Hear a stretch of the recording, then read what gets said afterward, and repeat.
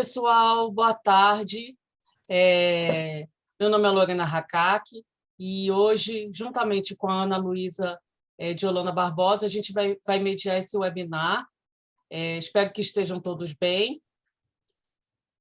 Antes de mais nada, eu queria dar um aviso que o Call for Papers do terceiro encontro do GFAM já foi aberto. Então, quem tiver working papers e quiser submeter nas áreas de temas das áreas de economia da família e do gênero, por favor, mandem seus trabalhos.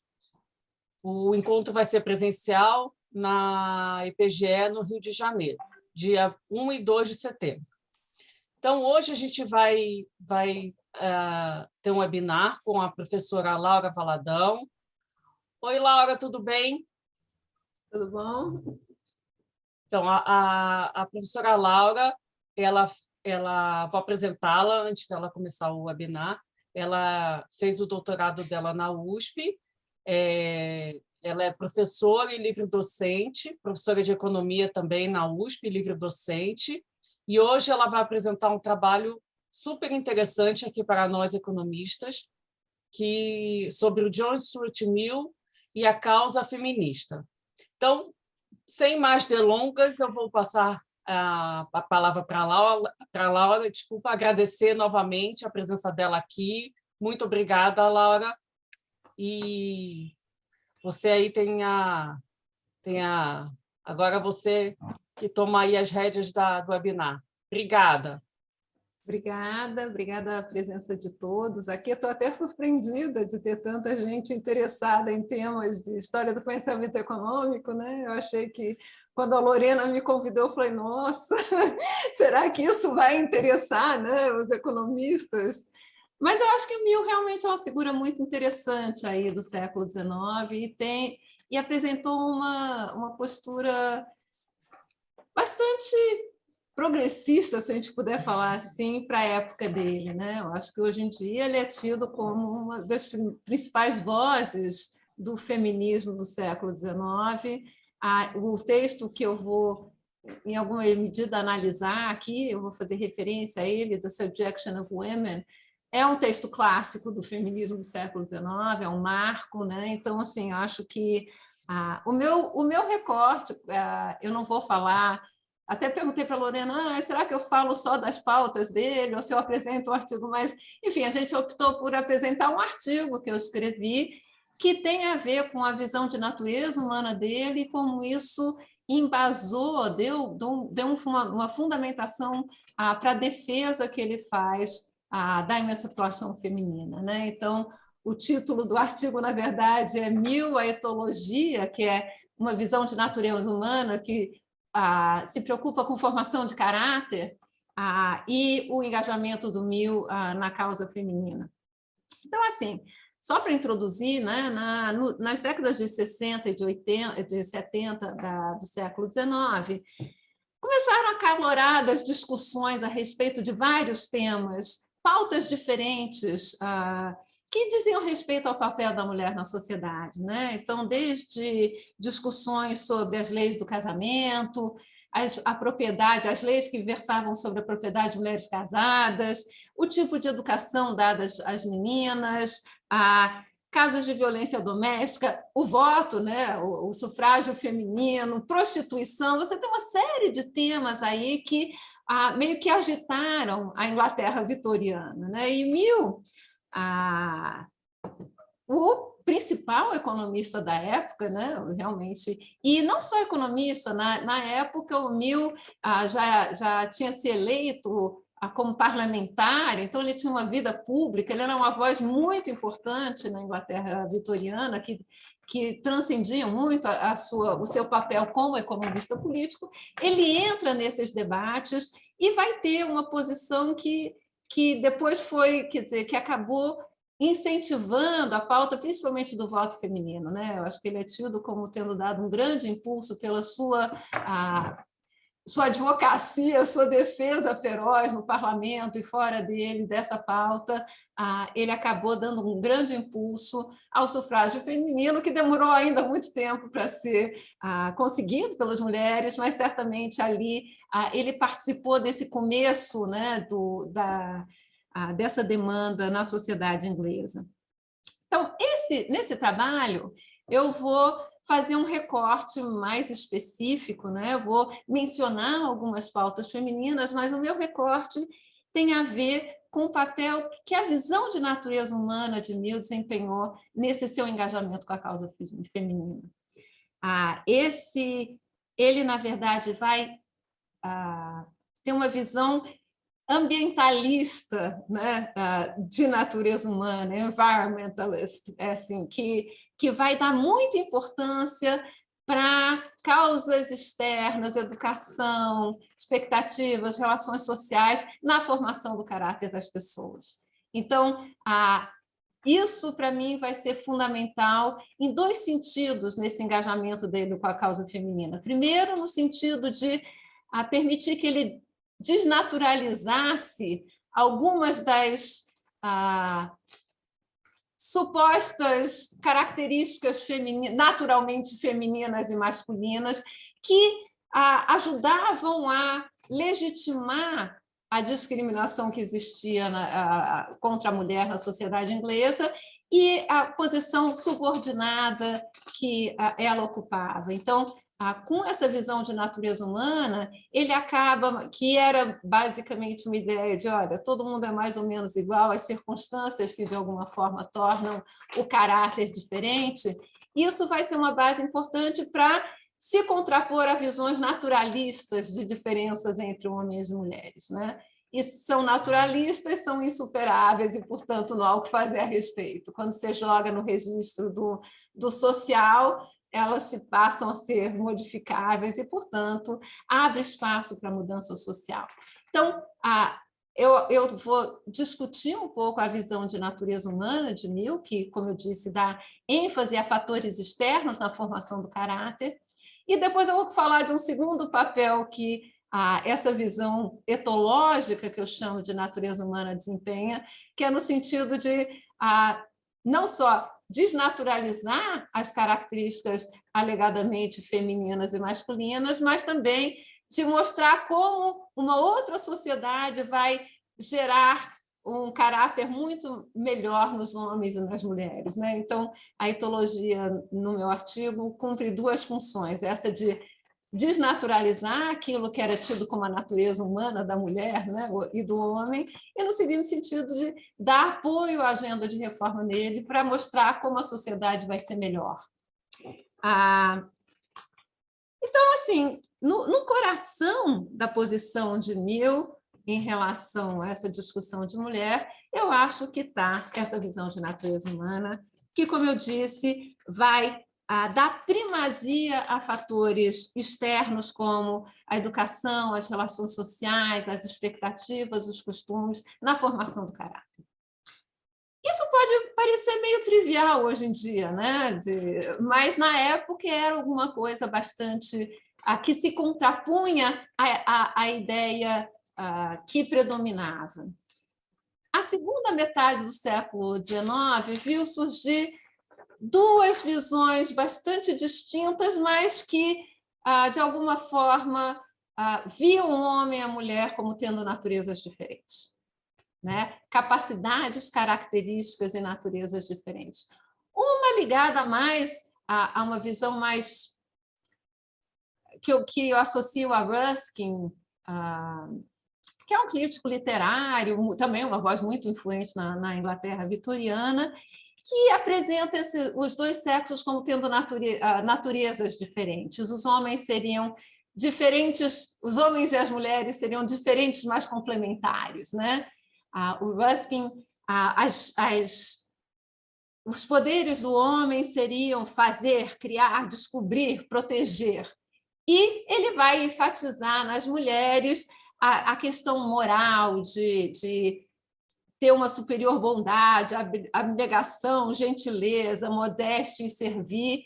E essas características dadas por Deus, aos homens e às mulheres, de alguma forma faziam com que esses dois sexos tivessem esferas apropriadas de atividades diferentes.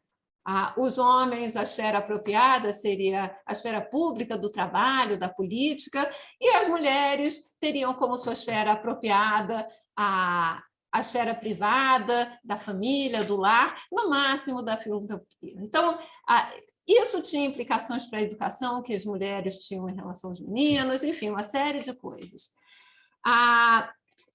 Uma outra visão que já começa ali em Comte, na década de 40, Mill já briga com Comte, e depois ganha força na década de 70, com Darwin, é a ideia de que existiram diferenças biológicas entre homens e mulheres, né? O Comte vai medir o tamanho do cérebro, vai usar a frenologia como base para argumentar que a mulher é inferior. Darwin vai falar que o processo de seleção natural acabou fazendo com que os homens fossem superiores em inteligência, força, coragem, imaginação e criatividade, e as mulheres fossem naturalmente superiores em termos de altruísmo, afeição, intuição, percepção, etc. Então, com todas as diferenças que existiam entre a visão que eu estou colocando como representante Ruskin e outra, a visão mais biológica, o que tem em comum a elas é atribuir uma natureza diferente aos dois sexos e capacidades diferentes. E as duas, de alguma forma, estavam em perfeita harmonia com os valores vitorianos e acabavam reforçando o papel subordinado da mulher na sociedade. A partir dessas duas perspectivas, não seria nem desejável, nem possível alterar essa condição, uma vez que estava, de alguma forma, fundamentado na natureza humana, na própria natureza da mulher, seja biológica, seja, enfim, divina. O Mill repetidamente vai se contrapor a essas visões, né? É esse tipo de visão que considerava a diferença existente entre os homens e as mulheres como sendo fatos últimos impossíveis de serem alterados. E por ele entender que essa visão legitimava a posição subordinada que a mulher ocupava na sociedade vitoriana, ele considerava esse tipo de concepção um dos principais obstáculos ao tratamento racional das grandes questões sociais e um dos maiores impedimentos ao melhoramento humano.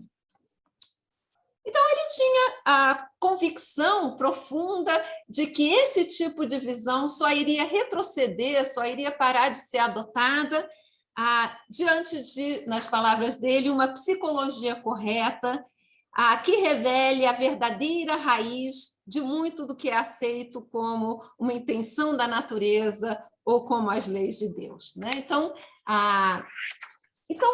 o que eu argumento é que, para a gente entender a posição que ele adota em relação à mulher, a gente tem que, de alguma forma, olhar com mais cuidado a visão que ele tinha da natureza humana de uma forma geral. Ele trata dessa discussão sobre natureza humana basicamente no seu tratado de lógica, mas depois ele aplica isso em vários contextos diferentes, desde o contexto de raça, para discutir a questão dos irlandeses, para brigar com Carlyle sobre a condição do negro, enfim. Mas o que vai me interessar aqui é como isso vai aparecer na discussão de gênero, tá? Mas isso aparece na lógica numa discussão de natureza humana, não necessariamente ligada a gênero. Ele adota uma visão associacionista do pai, de psicologia associacionista do pai dele, que vê mais ou menos, olha, existem leis de organização das ideias, leis da mente, de associações das ideias que são universais e que, em conjunção com as circunstâncias, vão formar o caráter dos indivíduos. E ele diz que uma vez que você tem ele vai inventar essa ciência que está no título do meu artigo, que é a etologia, que vai determinar o tipo de caráter produzido em conformidade com essas leis gerais da mente por qualquer conjunto de circunstâncias físicas e morais. O que interessa para a gente? Num país, muitas dessas circunstâncias físicas e morais são idênticas. Portanto, ele vai falar que é possível falar de um caráter nacional ou de um grupo que é gerado pelas circunstâncias externas às quais eles são. Então, assim, você pode falar de um caráter de um povo que é produzido por aquele tipo de instituição que vigora naquele país naquela época.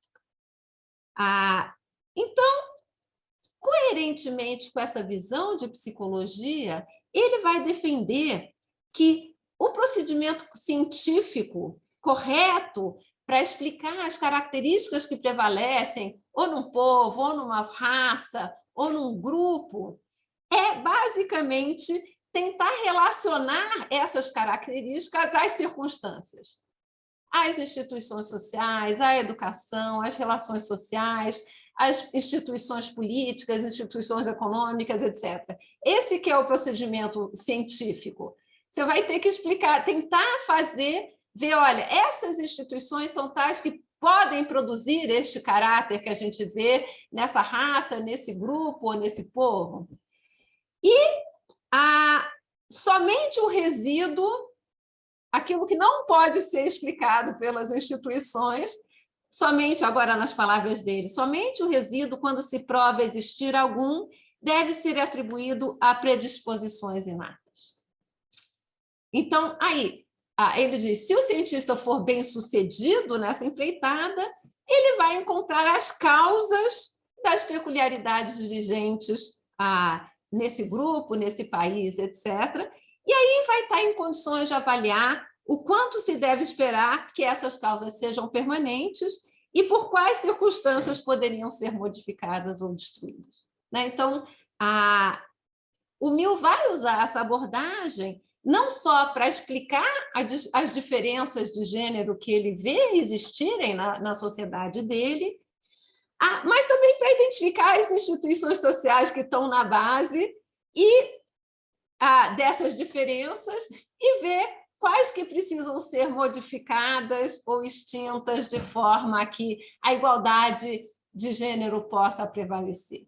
Então, é um pouco esse percurso que ele faz, no meu entender, quando ele vai analisar a questão de gênero ali no texto A Sujeição da Mulher. Então, no meu entender, nesse ensaio clássico, ele está basicamente tentando aplicar essa psicologia correta, à questão, à análise da natureza dos dois sexos.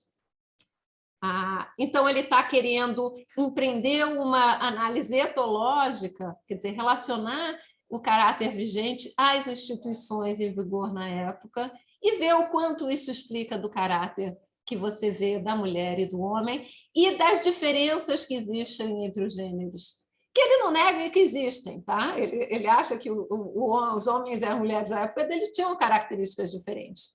O que está em questão é se elas são naturais e imutáveis e que deveriam servir de base para uma subordinação da mulher na sociedade, ou se elas são mutáveis e que você pode, eventualmente, ter uma situação de igualdade entre os gêneros.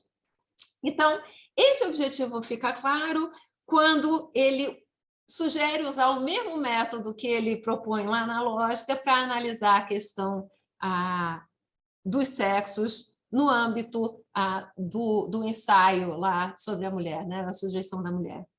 Ele diz: não importa quão grande e aparentemente irradicável seja a diferença moral e intelectual entre homens e mulheres, somente podem ser referidas como sendo naturais aquelas que não podem, de forma alguma, ser artificiais. O resíduo, depois de deduzir todas as características de ambos os sexos, que podem ser explicadas pela educação ou por circunstâncias externas.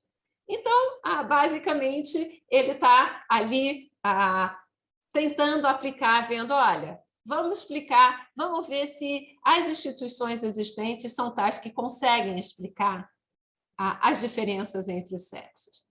Aí, se existe alguma coisa que não pode ser explicada dessa forma, aí a gente pensa em, eventualmente, atribuir à natureza humana diferenças inatas, diferenças biológicas. Mas vamos primeiro ver o que é explicado pelas circunstâncias. E ele vai ver que, basicamente, muito vai ser explicado. O que ele está querendo defender nesse ensaio é que a maior parte da diferença existente entre homens e mulheres na sociedade dele pode, sim, ser explicada pelas diferente inserção social que esses dois sexos têm na sociedade, e que, se existir um resíduo, ele vai ser muito menor do que aquele que geralmente se acredita existir. Então, o Mill não vai apresentar uma forma rigorosa de selecionar quais são as circunstâncias, mas tem algumas circunstâncias que se apresentam quase como óbvias, que são aquelas circunstâncias, instituições que tratam de uma forma muito diferente os homens e as mulheres, né? As circunstâncias nas quais os homens e as mulheres têm inserções definitivamente diferentes. A primeira das quais é o casamento, né? O casamento vitoriano era um casamento patriarcal, era um casamento hierárquico, existiam leis do casamento que davam o poder, como diz o Mill, quase despótico do homem sobre a sua esposa. Ao casar, a mulher perdia a sua identidade legal e econômica, ela era meio que absorvida na do marido e ele administrava tudo. Mesmo os bens que ela herdava, os bens que ela adquirisse pelo trabalho, ela não podia ir para a corte, enfim, não podia nada. Basicamente, ela estava numa situação de subordinação bastante grande.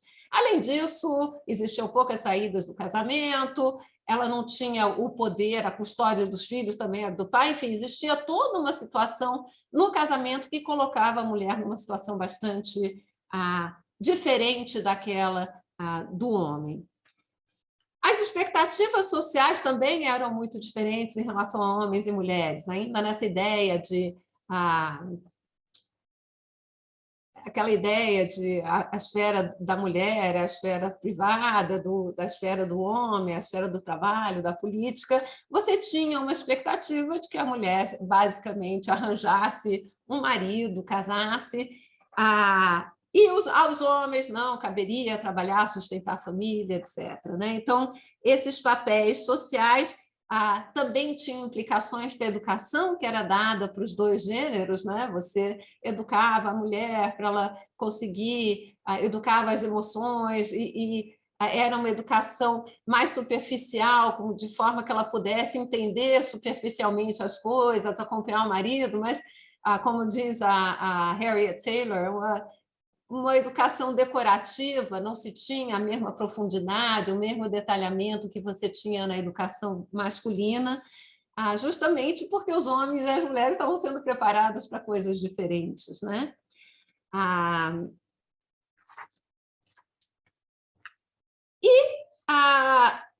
Não se preparava a mulher para o mercado de trabalho, e o mercado, mesmo que ela porventura tivesse preparada, o mercado de trabalho não dava as mesmas oportunidades para homens e para mulheres. As principais profissões eram tidas como não femininas, eram vetadas para as mulheres, a medicina, a política, serviço público, etc., eram tidas fora da esfera, eram interditadas realmente. As mulheres não podiam trabalhar nesses campos, que eram os campos que pagavam melhores, as profissões mais prestigiosas. Né? Então, isso fazia com que elas tivessem poucas opções além do casamento. Né? Para ter uma vida digna, decente, basicamente, a opção básica era, para uma jovem mulher, era casar. Né? Além disso, elas não podiam votar. nem as casadas. As solteiras tinham menos restrições do que as casadas, mas também, quer dizer, elas podiam ter propriedade, elas podiam ter algumas coisas, a representação legal, no entanto, não tinham trabalho, não tinham um mercado de trabalho aberto a elas, que elas pudessem realmente ser independentes e se sustentarem num nível de vida relativamente bom. E nenhuma delas votava, nem as solteiras, nem as casadas. Então, tinham várias instituições que tratavam homens e mulheres de formas diferentes, né? E o Mill, de alguma forma, vai tentar olhar essas instituições para tentar explicar algumas daquelas características que eram tidas como naturalmente femininas ou naturalmente masculinas.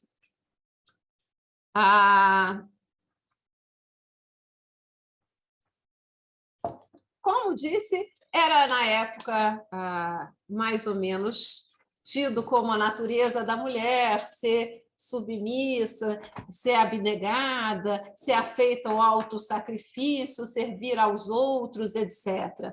Isso era, na visão, por exemplo, do Ruskin, natural à mulher, né? Uma coisa da própria natureza, da característica do sexo feminino. E o que o Mill vai tentar falar é relacionar isso à situação no casamento, a toda a situação diferente que a mulher vivia em relação aos homens. Então, ele fala, bom, dada a centralidade, a falta de alternativa que as mulheres tinham além do casamento, segundo ele, seria um milagre se o objetivo de ser atrativa aos homens não tivesse se tornado a estrela guia da educação feminina e formação de caráter.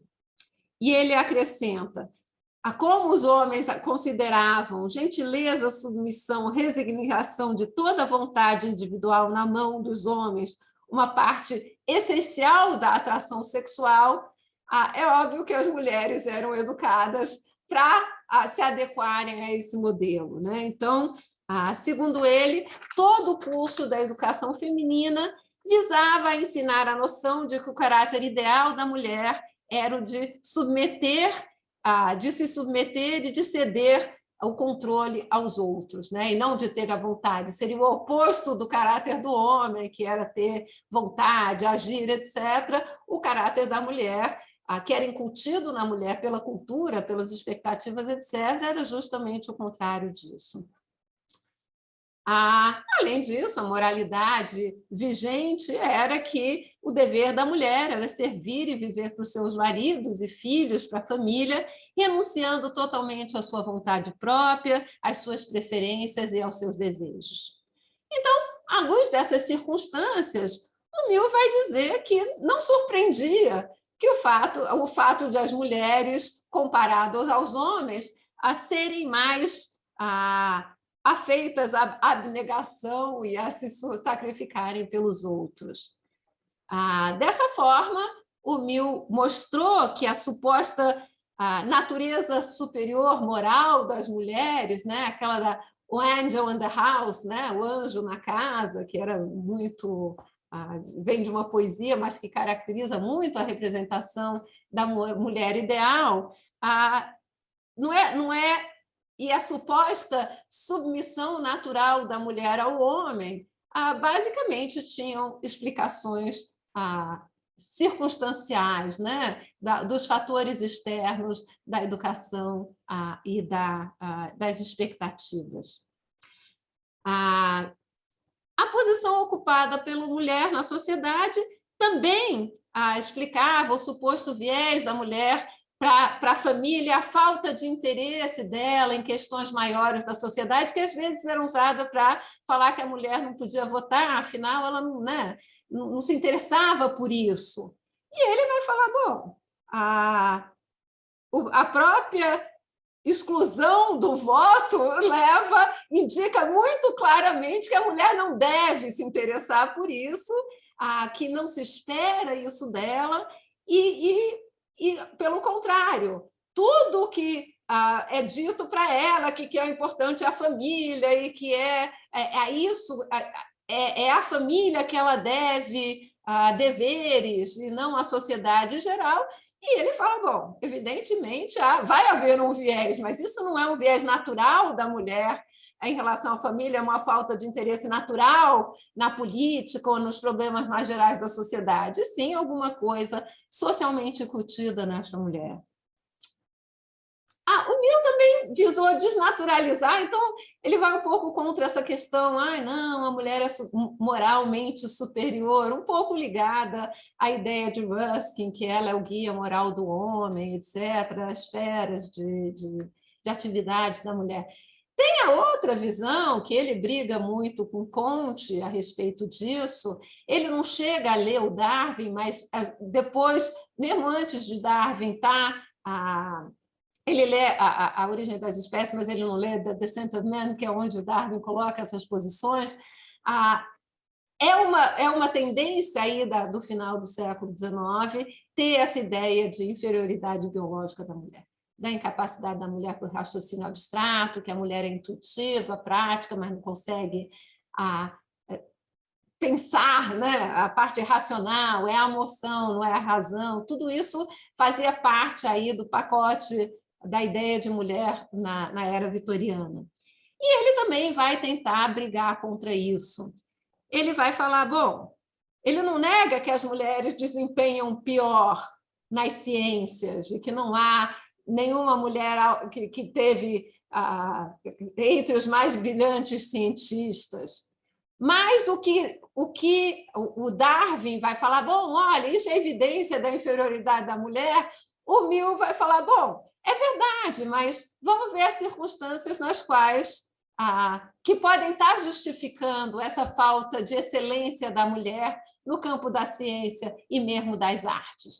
Então, ele vai falar, bom, as mulheres começaram a se engajar nessas áreas muito depois dos homens, é uma coisa recente. Contra a alegação de falta de originalidade, que era muito comum, né, que a mulher não é criativa, não é original, ele fala, bom, é muito mais original quando você é o primeiro é muito mais fácil ser original quando você é o primeiro a fazer, né? Quando muita gente já fez antes de você, vai ficando mais difícil. Ele vai falar também lá atrás, os primeiros homens eram mais originais do que hoje, porque agora que já tem muita coisa feita, é mais difícil. E ele vai argumentar, diferentemente dos homens, as mulheres não têm o mesmo tipo de educação, o mesmo treino, a mesma formação, né? As mulheres não têm educação de qualidade, conhecimento profundo e detalhado que é necessário para a ciência e é necessário para a filosofia.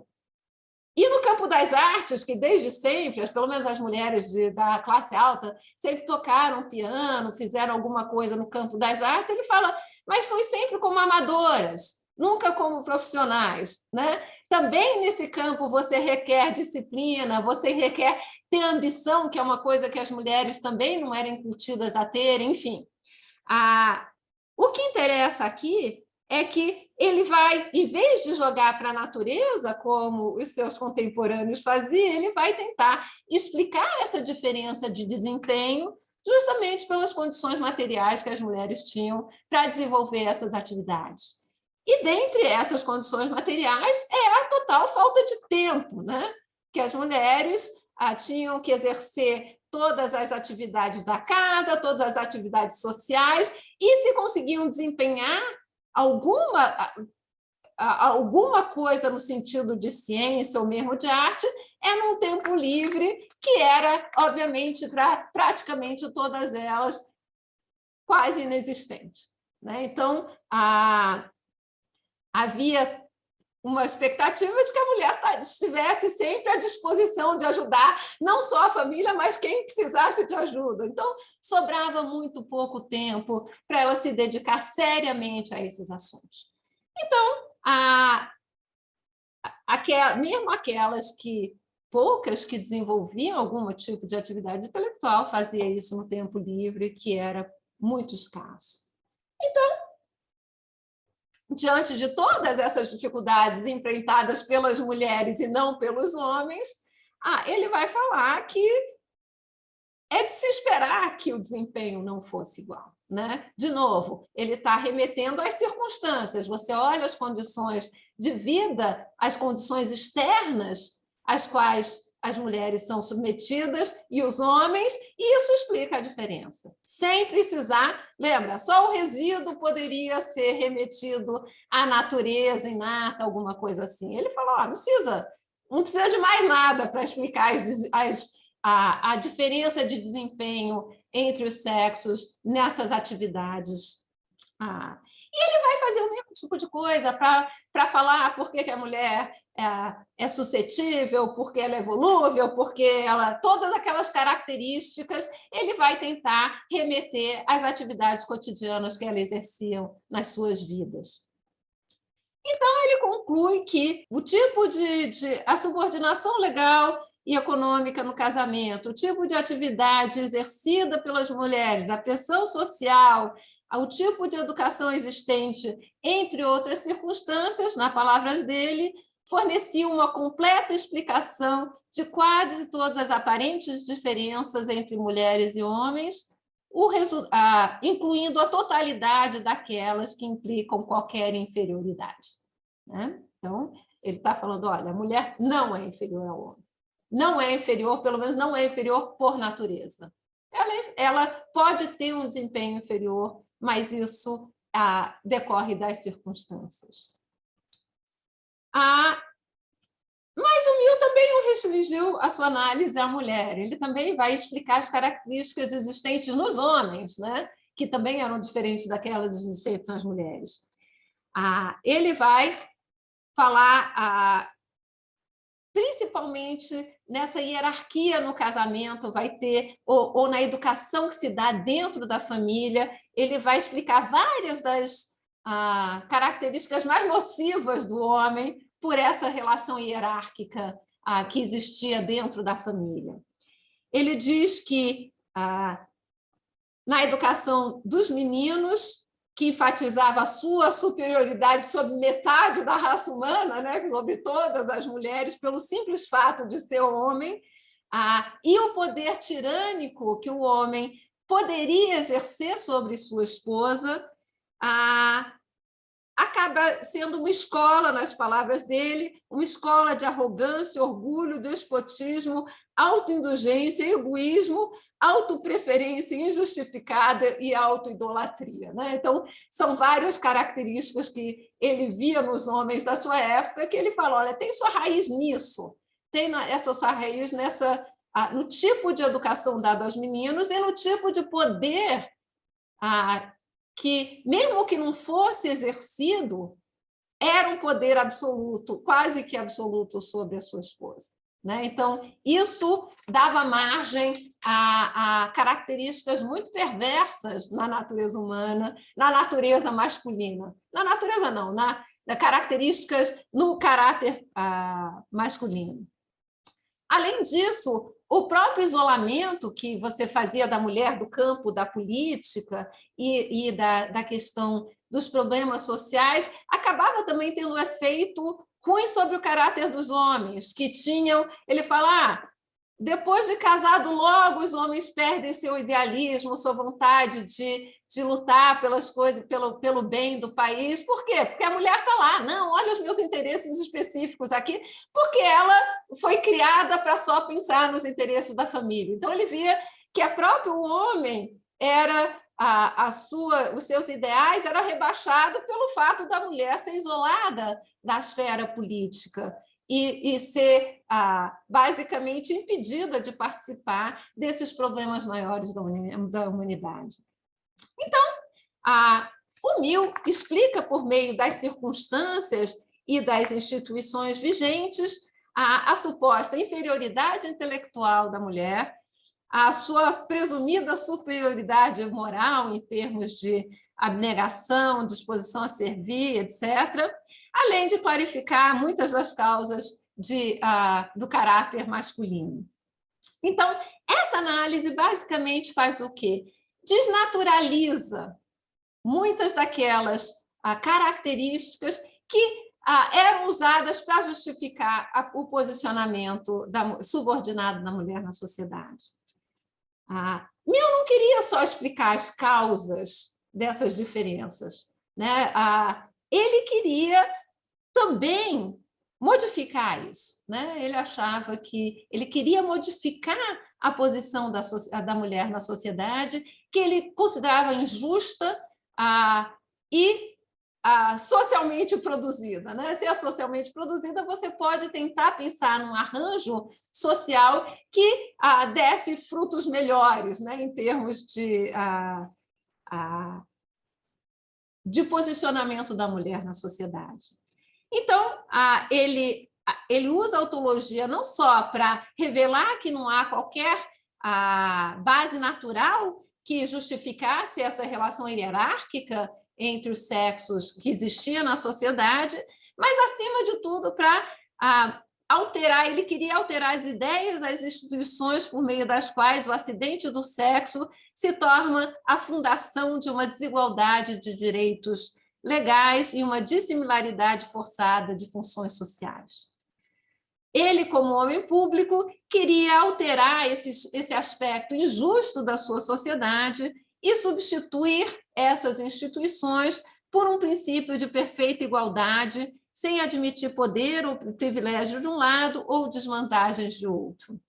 Então, ele vai apresentar uma série de reformas que ele acha que deviam ser feitas na sua sociedade de forma a garantir uma inserção igualitária da mulher na sociedade, de forma que ela também pudesse se desenvolver, que ela estava sendo basicamente moldada de uma forma para se encaixar, basicamente ele fala, para servir ao homem, né?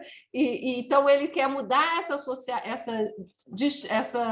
distinção que se tinha de tratamento entre homens e mulheres e implantar uma situação institucional em que você tivesse uma igualdade de oportunidades para os dois sexos. Como havia todas essas instituições que eu citei tratavam os homens e as mulheres de forma diferente, a agenda de Mill em relação à mulher é muito extensa, né? Ele visava transformar basicamente todas essas instituições que estavam na base da diferenciação entre os sexos. Começando pelo casamento, né? Ele queria acabar com o casamento hierárquico que existia, patriarcal, queria estabelecer a igualdade civil entre o casal. Isso, para ele, era o que mais ofendia. Ele falou: a questão do voto é o de menos, o que mais ofende os homens da sociedade é essa ideia de que você pudesse ter uma igualdade civil no casamento. Ele queria que a mulher tivesse os mesmos direitos a manter propriedade, os mesmos direitos sobre os filhos, os mesmos direitos, que a lei não interferisse. Ele fala, da mesma forma que numa sociedade de negócios você não precisa falar quem manda, quem obedece, também no casamento isso não é necessário. Isso o casal que vai estabelecer, né? Então, ele queria que as mulheres, de fato, tivessem direito à sua propriedade, tivessem direito ao fruto do seu trabalho, à sua herança, nos mesmos termos que os homens tinham. Isso seria uma revolução no casamento da época, né? Isso aí realmente era uma afronta aos valores vitorianos. Mais do que isso, ele queria também atuar na educação das mulheres. Ele achava que esse era um outro ponto muito importante. Ele achava que os homens e as mulheres deveriam ter acesso ao mesmo tipo de educação profunda, que visava o seu próprio desenvolvimento e também ao mercado de trabalho. As mulheres não eram educadas para conseguirem ingressar no mercado de trabalho, e Mill defende que elas deveriam ter uma educação igual aos homens, de forma que pudessem competir em pé de igualdade no mercado de trabalho. Mas não bastava isso, porque, como eu disse aqui, muitas das profissões, as melhores profissões, estavam interditadas às mulheres. Então, ele vai advogar a abertura dessas profissões. Ele diz: quase nenhuma ocupação educada decente está aberta para elas, a não ser governanta, né? Ou são governantas ou não são nada, ou são preceptoras ou não são gadas, né? Então, existiam pouquíssimas profissões para mulheres educadas. Então, não basta dar educação, você tem que abrir o acesso do mercado. Então, essa era uma outra demanda, ele demandou, então, a abertura, igual condições para ingressar no mercado de trabalho. Nesse sentido, ele se opôs aos atos fabris, né, que regulavam o trabalho de crianças e de mulheres. Ele fala, olha, tudo bem regular trabalho de criança, mas as mulheres conseguem cuidar dos seus próprios interesses. Não faz sentido você regular, impedir, colocar limitações ao ingresso da mulher no mercado de trabalho, inclusive porque ele acha que, dada as leis do casamento tal como existiam, a mulher que trabalhava tinha um pouco mais de poder e tinha um pouco mais de independência, porque ela não podia ser tratada da mesma forma do que a mulher que não trabalhava. Então, ele era a favor de liberar, o melhor que você podia fazer para as mulheres é liberar o acesso delas ao mercado de trabalho. No entanto, como eu disse aqui, ele também é vitoriano em algum sentido, ele vai defender que, aqui é importante fazer uma qualificação, na existência de uma igualdade no casamento e na existência de outras opções para as mulheres, ele achava que a mulher que optava pelo casamento, isso significa você ter a opção, que na época não existia, ele achava que não deveria trabalhar, pelo menos enquanto não tivesse filhos pequenos. Então, ele era contra a ideia de mulheres casadas trabalharem, na existência de já uma igualdade dentro, nesse casamento ideal, né? Numa situação ideal, onde você já tivesse igualdade civil no casamento, etc., ele achava que a melhor divisão de trabalho era a divisão sexual do trabalho, então, existente. Mas ele achava que o Estado não devia regular nada disso e ele abria exceções para mulheres que realmente tinham muito talento e queriam trabalhar, enfim, ele não é totalmente fechado nessa questão. Mas, ao dizer isso, ele parece acreditar que as mulheres são mais aptas para criar filhos e cuidar da casa do que os homens, né? Por natureza, não sei. Aí há uma tensão no seu pensamento. E, por fim, ele defendia o voto feminino. Isso ele achava crucial, até para que as demandas das mulheres não pudessem mais ser ignoradas como eram na época.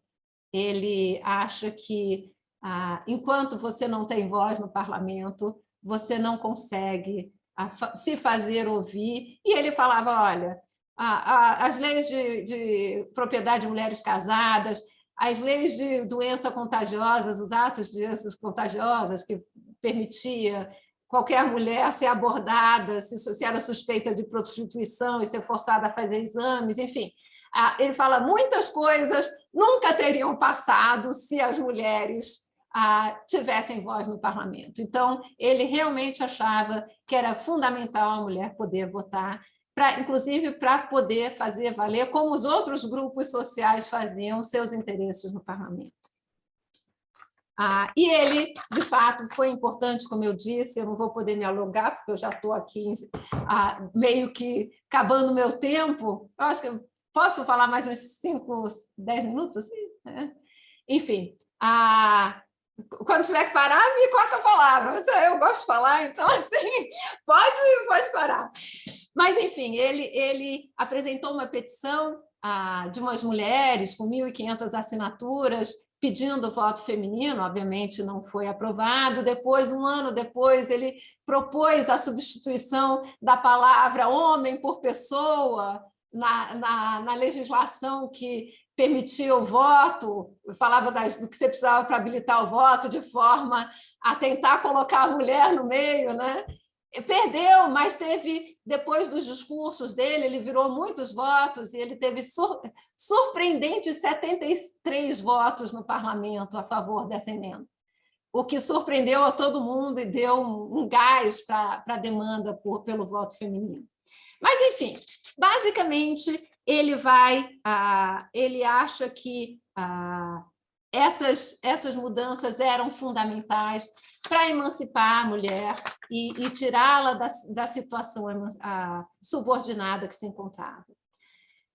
Só para terminar, ele usa a etologia também para fazer propaganda, né? Tipo, olha como vai ser bom para a sociedade implementar essas instituições. Como, ao contrário daquelas instituições que estavam moldando o caráter dos homens e das mulheres de uma determinada forma, essas novas instituições igualitárias vão trazer benefícios em termos morais para toda a sociedade, para as mulheres e para os homens. Então, ele vai falar que mudanças no casamento vai trazer um enorme benefício para as mulheres. Deixar de ser um apêndice do homem, virar uma pessoa com interesses, com vontade, etc., vai permitir que a mulher consiga desenvolver para todos os lados a sua própria natureza.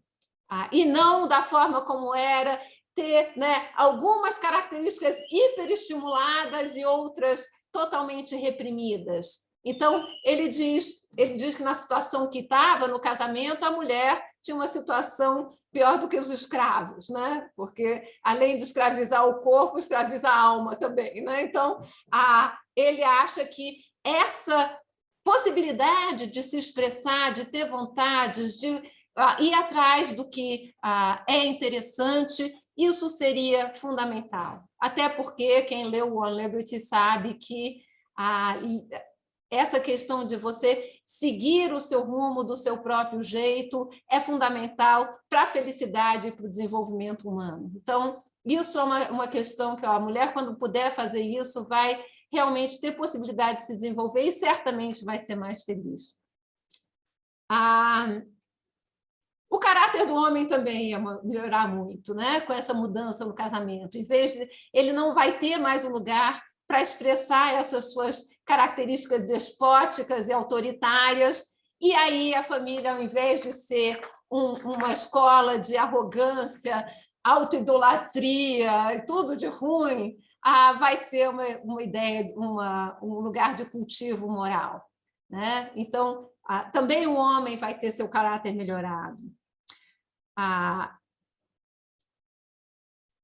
As mulheres muito provavelmente iam ter menos essas características morais de abnegação, de sacrifício, etc., mas os homens iriam ter uma dose muito maior do que delas. Então, isso, de alguma forma, vai aproximar o caráter dos homens e das mulheres, diminuir essas diferenças, né?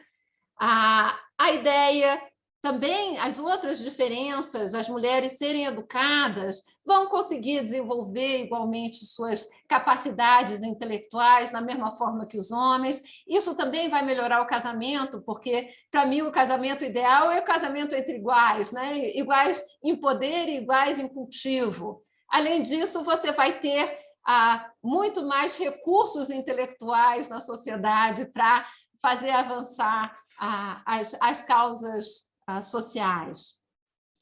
A abertura das profissões para as mulheres vai expandir muito o leque de opções que elas tinham. O casamento vai deixar de ser a única opção no menu. Você vai poder optar por não casar, vai ter saída financeira de casamentos infelizes e violentos. Mulheres que não conseguem casar vão ter como se sustentar, viúvas, etc.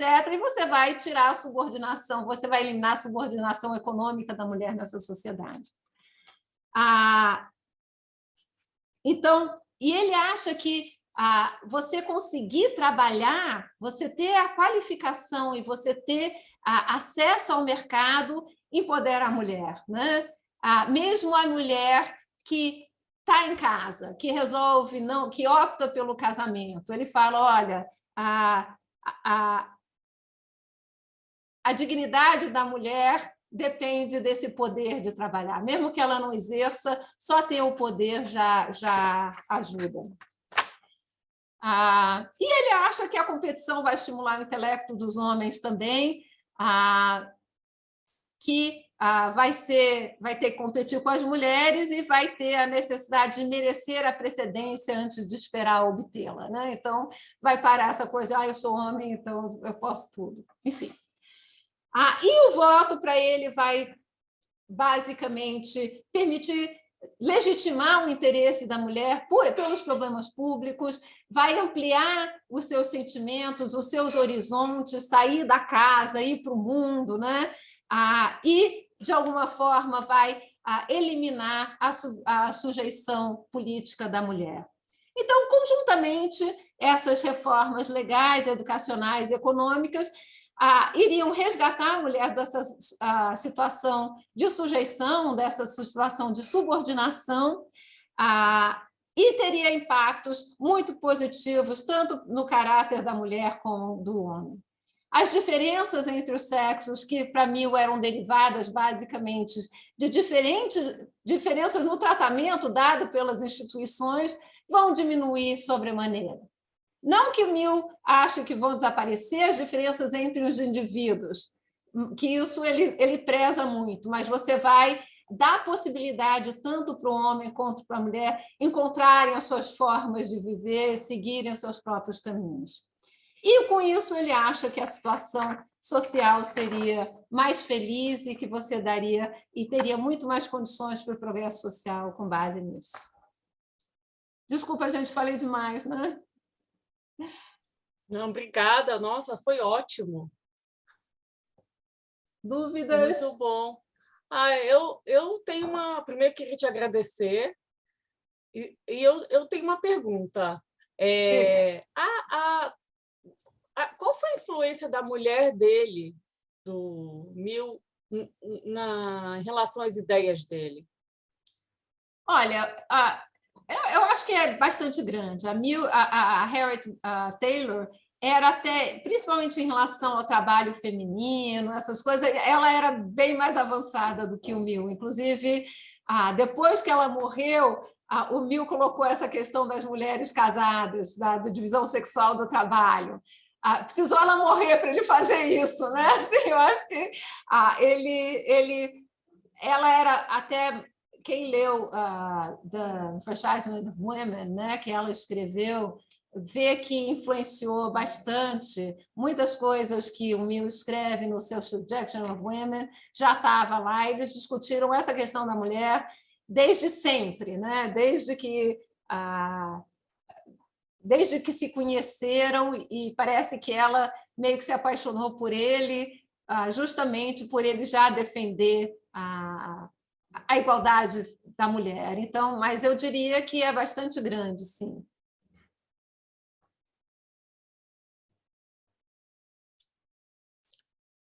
Então, gente, vamos abrir para perguntas? Sim. Posso fazer uma pergunta? Claro. Laura, primeiro, muito boa a apresentação. Sempre tenho saudade das suas aulas, acho que foi uma das melhores professoras que eu tive, então deu para matar um pouquinho de saudades aqui. O que eu queria perguntar mais era assim, como que era a aceitação, sabe, desse debate que ele trazia? Tinha uma troca? Como que isso funcionava entre os pensadores da época, assim, porque era algo muito, entendeu? Fronteira ali, né? Então, eu queria saber um pouco como que era essa aceitação ali. Tinha uma troca. Olha, o Mill tinha um prestígio enorme, né, quando ele escreveu The Subjection of Women, mas o Subjection of Women foi o único livro que deu prejuízo para ele. Ele se elegeu falando que ia defender o voto feminino, mas eu acho que ele não se reelegeu por conta dessa defesa. E, na verdade, principalmente quando ele sugeriu aquela emenda, maculou a reputação dele tremendamente. Você tem ali cartoons, sabe? Caricaturas no em jornais de grande circulação dele. Tem uma famosa que é ele assim, vestido de mulher, tipo Mill Meets the Ladies, alguma coisa assim, né? Então, foi à custa da reputação dele, não foi uma coisa bem aceita, né? Eu acho que ele era um gigante e, por isso, continuou tendo reputação apesar disso, mas foi apesar disso. Certo? Ele era ridicularizado, ele a partir, depois dessa defesa que ele fez, a Sandra Pearl fala que e até hoje se ouve, né, que ele não é original, coisas que é fraco, coisas que são associadas justamente, que eram na época associadas às mulheres. Então, a aceitação, eu diria que foi problemática, né? Eu acho que custou a reeleição dele. E agora, por outro lado, eu estava falando para a Lorena e para a Ana Luísa que eu li outro dia na internet, um estudioso de Mill falou que tinha me falado, mas eu nunca tinha conseguido ver isso. Aí eu fui procurar na internet que quando saiu o voto feminino, finalmente, em 1918, as mulheres foram em procissão para o busto de Mill. O túmulo de Mill estava na França, em Avignon, mas tem um busto de Mill lá em Westminster, e foi todo mundo lá.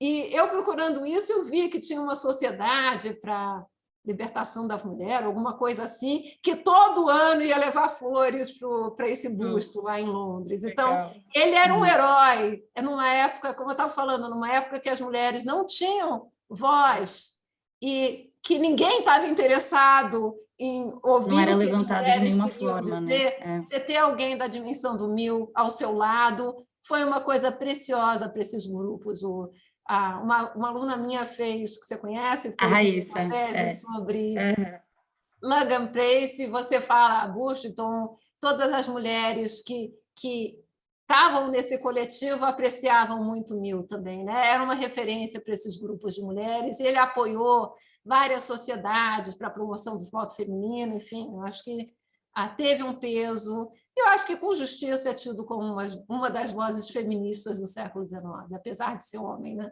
Mas naquela época... Pois é, né? Para ter era a voz. Quem tinha voz, né? Muito legal. Obrigada, Laura.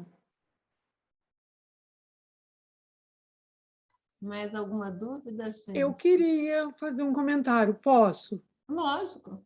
Na verdade,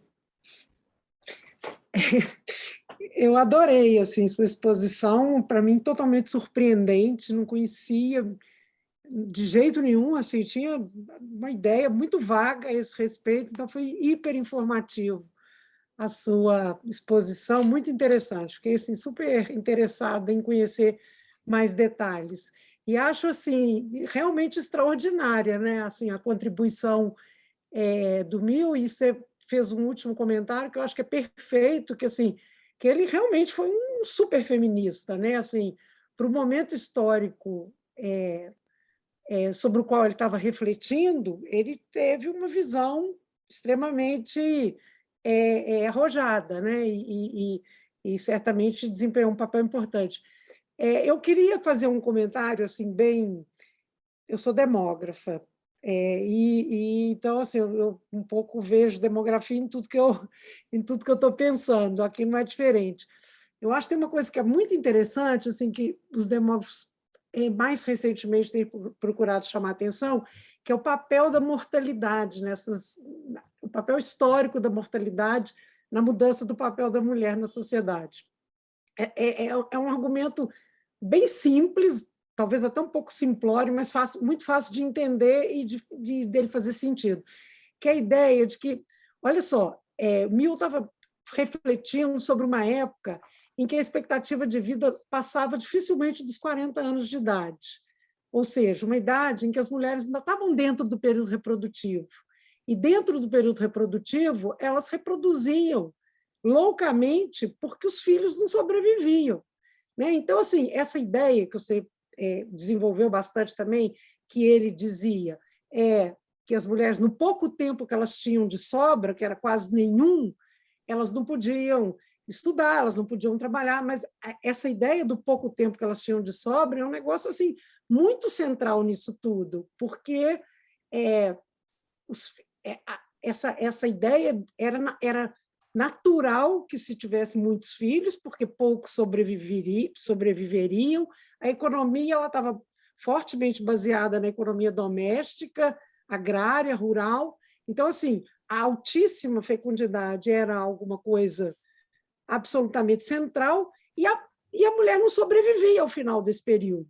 Então, assim, muito difícil um cara ou uma mulher, nesse momento, sair de dentro desse contexto e enxergar que a vida não precisava ser só cuidar de filhos de casa. Aí eu queria te perguntar sobre isso, assim, sobre a biografia dele próprio. Ele é um cara que teve... Porque, assim, quando a gente vai ver, nessa época...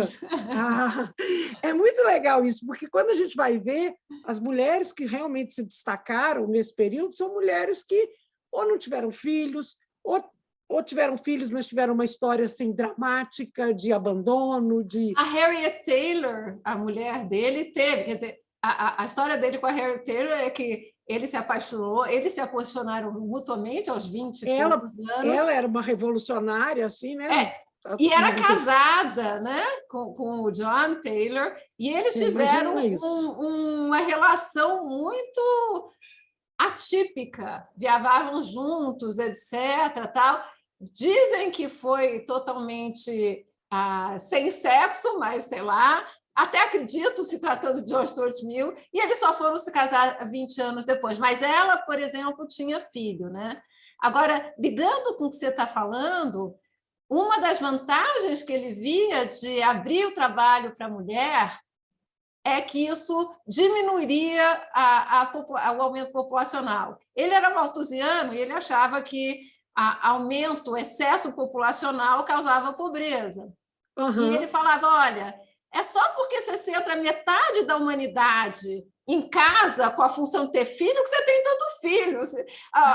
O fato de você abrir o mercado de trabalho para as mulheres iria diminuir a reprodução, iria diminuir esse instinto reprodutivo da mulher, e isso teria efeitos benéficos sobre a sociedade, né?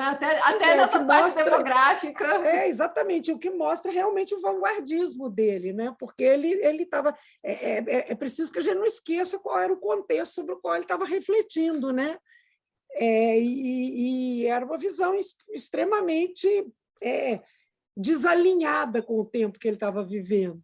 Sem dúvida. Então, assim, algumas feministas até olhando, não, o Mill não foi até... Cara, ele foi muito longe. Ele estava na Inglaterra vitoriana, né? Exatamente. Porque ele não defende trabalho de mulher casada, porque ele não defende o homem cuidando dos filhos. Não, pois exatamente isso. Olha qual que é o contexto, contexto assim, que as pessoas estavam mergulhadas em cima dele.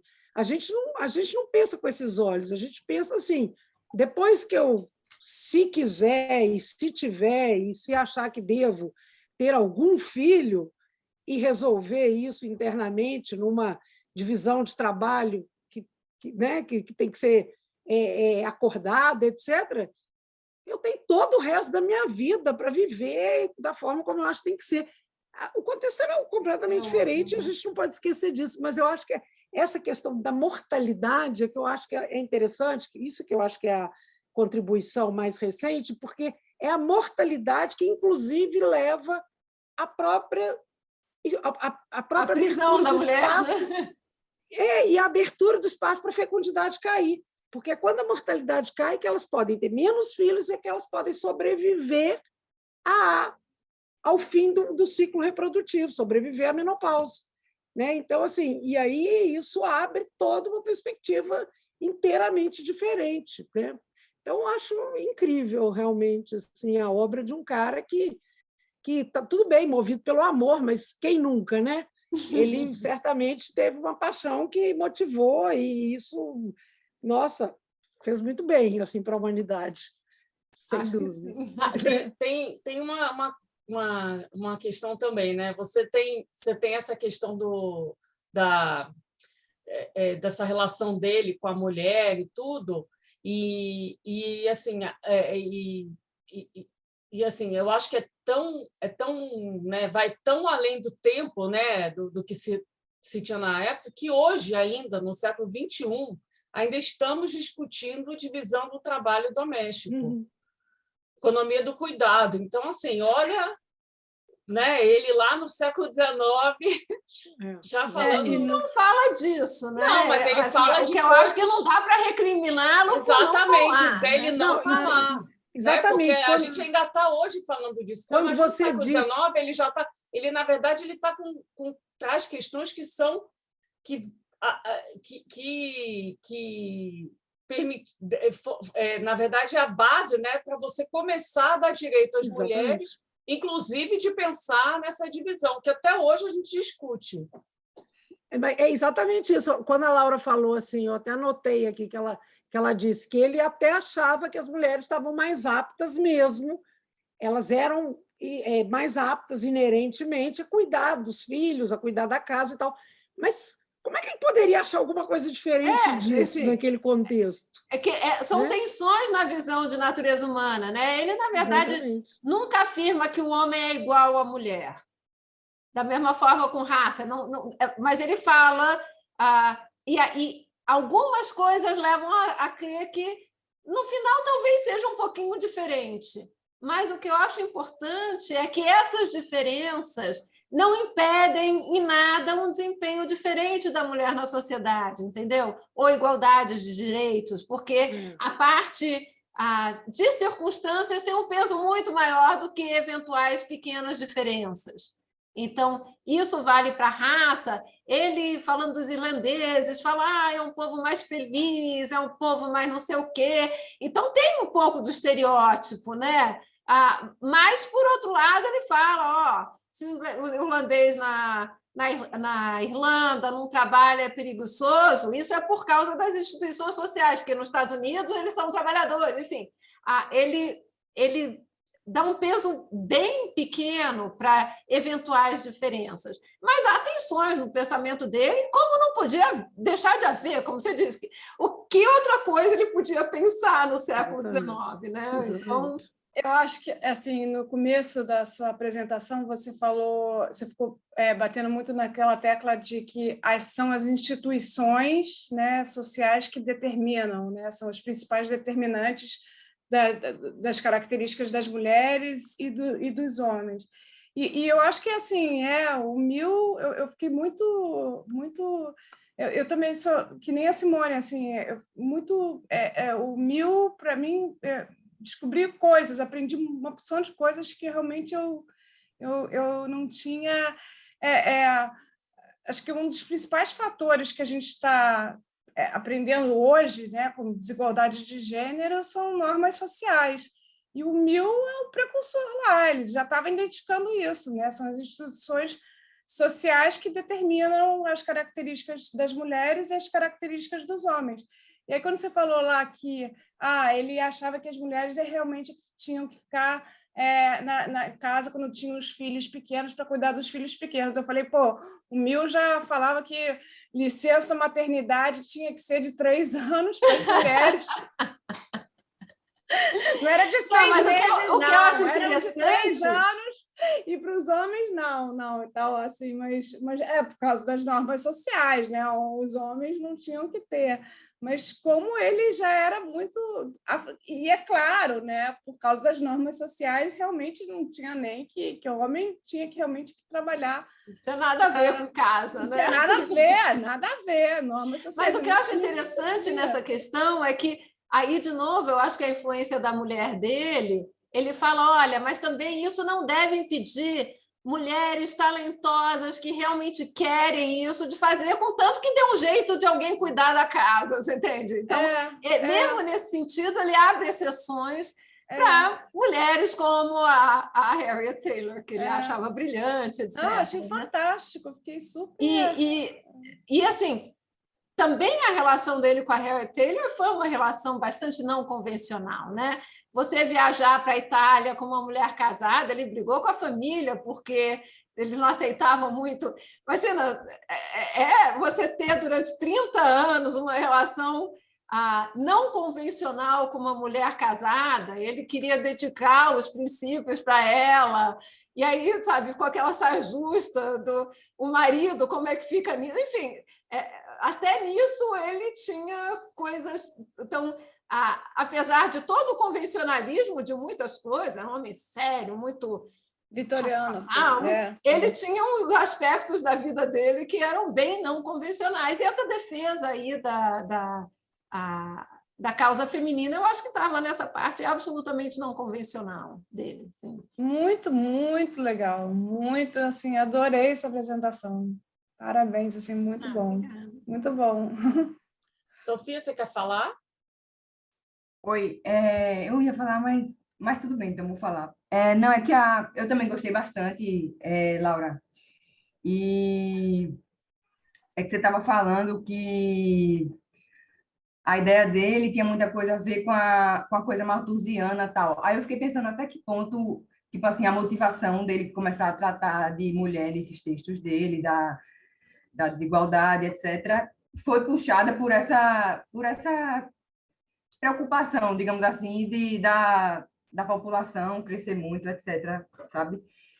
Ou foi uma coisa que partiu só pensando na coisa da mulher, tá entendendo? Eu acho que foi E mais uma também questão de igualdade mesmo, assim, de mulher. Eu acho foi uma que coisa essa genuína, coisa então. malthusiana seria um fringe benefit, como ele disse, uma vantagem colateral de você, quando você dá outras opções para a mulher, ela não vai ficar pensando só em ter filho, né?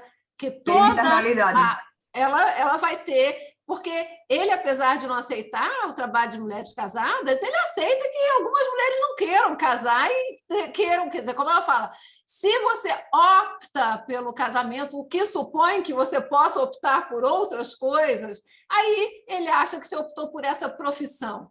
Mas ele não fala nada que mulheres solteiras não devam trabalhar, ou mulheres já com filhos criados, ou enfim, eu acho que nesse sentido, não acho que seja uma questão malthusiana, mas ele vê com bons olhos uma redução desse instinto da reprodução, que para ele era hiperestimulada, muito nutrida para além do que seria razoável, a você confinar metade da humanidade a essa função.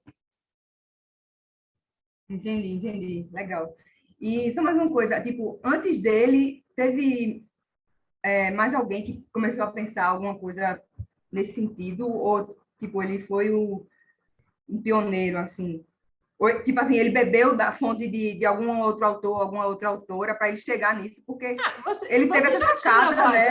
A Lorena estava assim. falando do Condorcet, vários socialistas, você tinha várias pessoas falando. Eu acho que a relevância do Mill foi, primeiro, que ele era um monstro no século XIX vitoriano, ele era realmente uma voz importante, era realmente alguém muito respeitado.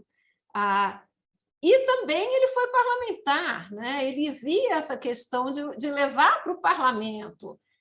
Não sei se foi a primeira petição que foi submetida, mas ele, ao levar a discussão e ao recolocar, ele tornou essa discussão, ele pôs na pauta, né?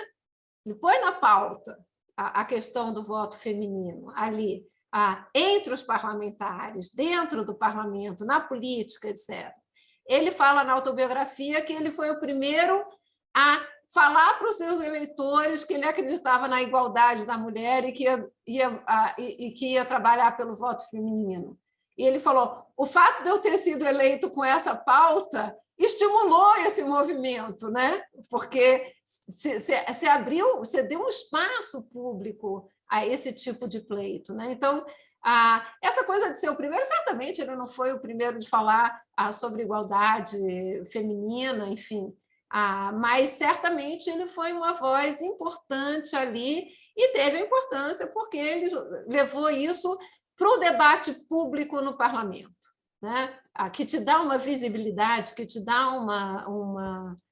O parlamento todo mundo discute, né? Você está ali, é um homem com muito prestígio falando como membro do parlamento inglês, né? Então, acho que isso dá um peso diferente do que outros tiveram antes dele. Mas, certamente, você tinha muitas outras pessoas defendendo muitas dessas pautas, né?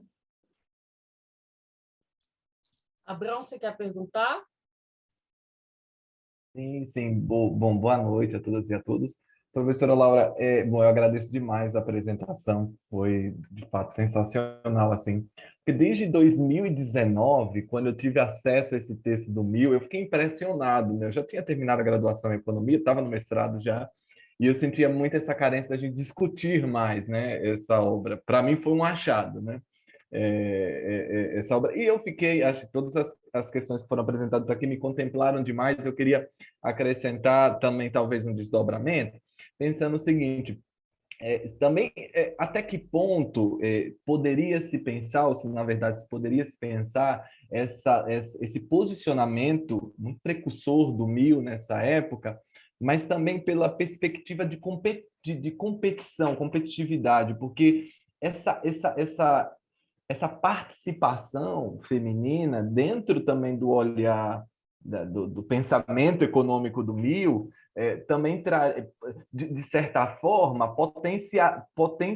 potencializaria essa competição, né? Pensando que você tem uma sociedade muito baseada, né, nos homens, é claro, eu vou usar termos muito mais do nosso tempo, né? Essa dualidade entre privado e público, né? Então, essa participação da mulher naquele momento também para essa vida pública potencializaria essa competitividade, isso de alguma forma seria muito benéfico, né, para aquela sociedade que o Mill estava vendo. Então, também até que ponto tem esse ponto, né, essa questão dele ser muito precursor de fato, né, da forma como o que ele apresenta, de propostas como parlamentar, inclusive, mas até que ponto também isso é importante para esse olhar econômico dele, desse aumento da competitividade, porque parte, né, quando você pensa em educação, então, que é uma das propostas dele, então, partir de uma mesma educação, o seu limite de uma mesma educação, então, até que ponto isso é interessante a partir do olhar econômico dele também? Eu não entendi direito essa questão da competitividade. Existia uma alegação para não abrir o mercado para as mulheres, que era, você vai ter mais gente no mercado e aí os salários que os homens obtinham vão cair. E a resposta dele, eu acho que até tenho essa citação, que eu não li para vocês, é que tudo bem que isso pode até acontecer isso, mas que seria mais do que um ganho, valeria a pena só pelo fato da mulher, mesmo que a mulher e o homem ganhassem a mesma coisa que antes o homem sozinho ganhava, seria um ganho pelo fato dela não estar dependendo de um senhor, a master. Deixa eu ver se eu acho essa citação que ela é interessante, assim. A